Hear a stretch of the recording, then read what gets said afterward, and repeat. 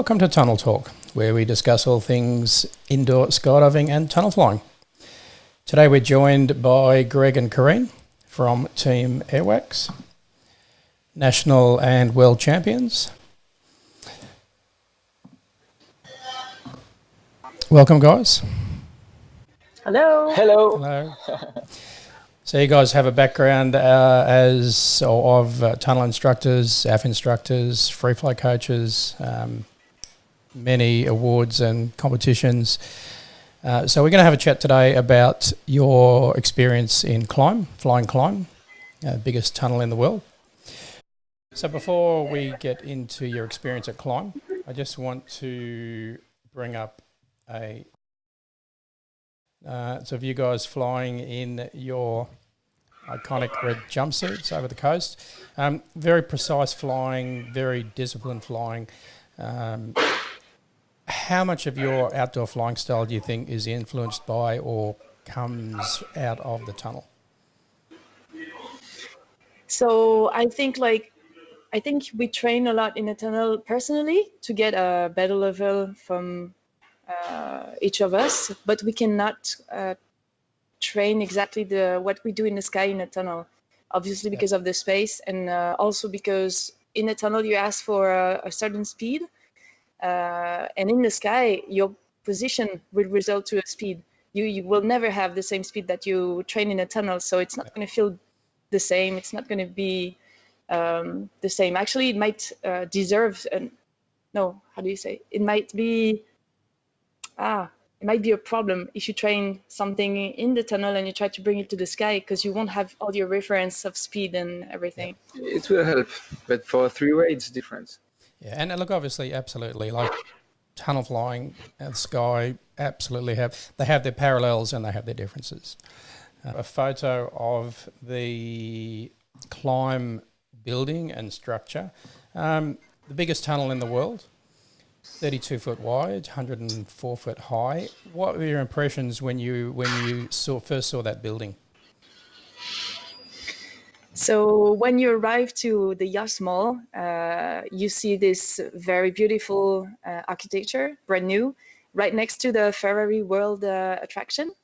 And yeah, it's amazing. Like it looks more like a sculpture than a real building, and it's kind of impressive to imagine that it contains such a big beast inside. Yep. So as you walk inside the mall, then you have to take like a passerelle, like a little bridge. So it also puts you into a mood like you're going into the future. And then you have to take an elevator down to the floor where you can actually come close to the tunnel and really see it, discover it. And what were your first impressions when you actually walked in and saw that monstrous tunnel, that massive flying space? Yeah, to me, I tried to imagine that, but it was kind of bigger than what I had in mind. When you arrive against this glass, you just have a look down and up, and you finally realize this huge project that they accomplished. Like when you watch below the net, you can actually see like almost 60 meters of the size of this tunnel, and then you realize, okay, that was definitely a huge project. We were very lucky that to the size of it. Like when you arrive close to the glass, you're like, okay, I imagine it was big, but it's just like when you walk up to the Grand Canyon. You imagine it, you've seen pictures of it, but when you're actually on the edge of it, it's just like, wow. Yeah, and I've just got a photo on the screen of you two, a wide shot of you two in the tunnel. And I think it's just, I don't think until you have got it in front of you that you can really understand the scope and the size of that flying space. All right, so we've got a video running of you guys. Just talk us through when you first started flying. Anything that caught you by surprise? Any challenges? How was flying in the tunnel? A lot of unexpected things happened. The thing is, in the sky, we have to go very easy with the power we put, so we can be flying a two-way, kind of not too hard to follow for a video man. But then you're back in the tunnel flying. So even if you do two-way, it's very easy to accidentally create 10 extra meters to your partner. That never happened normally in a normal tunnel. So yeah, it was just blind, mind blowing. I think for me, my first impression was first we were surprised about the quality of the wind, um, which is really good according to the size also. And you kind of feel impressed as you enter because it's super big. Like it's the width is big, but the height is even more impressive. When you look up, it's amazing. You have like 32 meters above your head, and it's just really impressive at first. Yeah. Then you try to like fly your lines a little bigger and get used to it, and then all you want to do is just pop up And how and do go back down.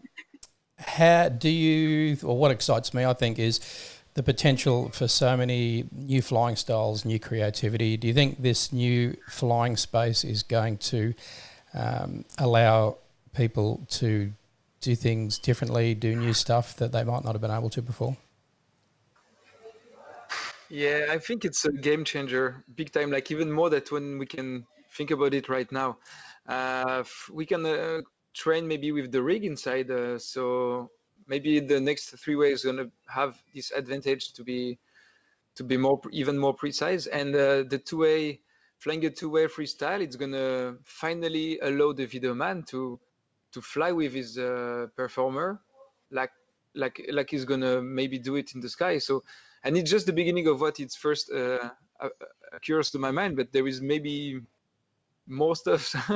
I think also in the dynamic flyers, there are many things to explore and to do. Um, but it's kind of hard to imagine it before you actually fly it. So I would think that maybe a group of good flyers would come, start to fly in there, get used to it, and then take some time and think about what to do. Imagine a routine and plan it in advance so you can fly it nice and smoothly. Because if you have no plan, it's kind of difficult to go in there with many people, even if they're a good flyer, because you get like the visual for sure. You lose many people. You fly and you don't know where the other flyers are. So I think it's better to come up with a plan and Do you stick think to it. do you think the size of the tunnel, just for average pro flyers, people getting coaching, developing their skills, do you think the size of the tunnel allows people that are learning those skills that can be a little bit daunting, layouts, some of the more complicated freestyle moves? Do you think that'll provide people with a more comfortable training environment to work on those skills? Will it be easier, harder for the coaches, for the instructors? That's a tricky question for sure, and it depends on people. The thing is, for sure, you dare to do on a smaller tunnel, but I'm pretty sure the 17 size is good enough to do that. I would advise people to get in Abu Dhabi with maybe 20-25 hours. That's just my personal point of view, but it's good to have a good experience in the flight to enjoy this size. Yeah, that's the thing. Like the tunnel is so big, you can do whatever you want inside. You can even, if you want, learn to do new moves. As long as you have a spotter with you, an instructor that grips you, then you're fine. You know, your security is okay. But for sure, it's kind of like it could be seen like a waste of space to Yeah. go there and just like fly in your little tiny corner instead of like using the wholeness of the tunnel. Yeah. But of course, like I think anyone with any level can enjoy the space around. So who we are, you know, to judge. But Yeah, for for sure. sure, when you can fly almost everything, then that's how you're going to enjoy it the most. And I think so. We're catching up with the team from Climb next week and having a chat. I can only imagine that their instructors are still learning about using that space and training people in that space. You know, it's all Yeah, for new sure, for they're still working on it. yeah, it's all new for everyone. For pro flyers visiting the tunnel, the facilities, what are the facilities like at the tunnel?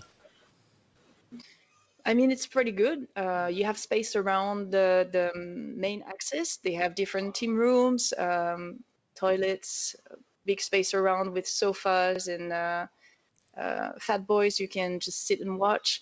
And there's also a first floor with an open space, so you see the wholeness of the tunnel. Have like a cafe serving you salads, sandwich, everything you need. So yeah, you've got it all. They're waiting for you. And I think you mentioned it a little bit earlier, but you and Coe did some, obviously, photos, video work with you. And you did mention it a little bit, but the challenges he faced, as well as you guys, him flying like an outside camera in that big space filming you, obviously there was a few challenges there. Yeah, I wish he was there to tell you. Like, yeah, he almost forgot to kind of watch where he was flying because he was so focused trying to keep us in the screen, and because also even us, we had this hard time to figure out how to not create over power lines. So yeah, a couple of times he touched a little bit the glass. Sorry, bro. Yeah, I think because you're focusing on framing, and there's so much space, you forget that eventually you move so much and you get close to the wall. So I think for the video man, for sure, it's a challenge And how to keep in mind where you are. And obviously a tunnel that size is obviously it's a first, possibly a one-off. I guess we'll see. But the wind quality, the wind speed, the power, how was that? Just perfect, just perfect. They told us that it was very stressful, obviously for them when the first day when they switch on the old system, but it's just perfect. Like I'm even surprised at how incredible the airflow is from the net to the very top. It's perfect.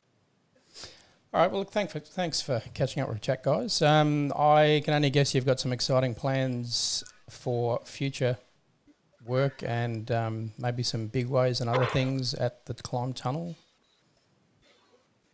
Yeah, we're definitely thinking about this now, trying to make a camp, but even for us, it's challenging. Now we have to we have to design the tunnel camps for this kind of advanced people and big group, maybe 12, maybe 14, maybe 16 people. We're working on it.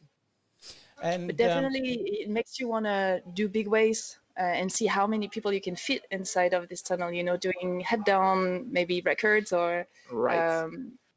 I know the girls might come there for training for Project 19 at one point, and I think it's a very good idea. So you get like used to the visual of so many people in a small place. I think the challenge might be full speed. The more people you put in the tunnel, the more air it takes. So maybe like we were training a 16 sequential way, and at one point we were flying full speed that catch a little more air, so everyone's comfortable with the wind speed. But yeah, definitely there are many options. All right. Well, thanks for the catch up, guys, and we look forward to following your journeys and your flying. Thank you very much.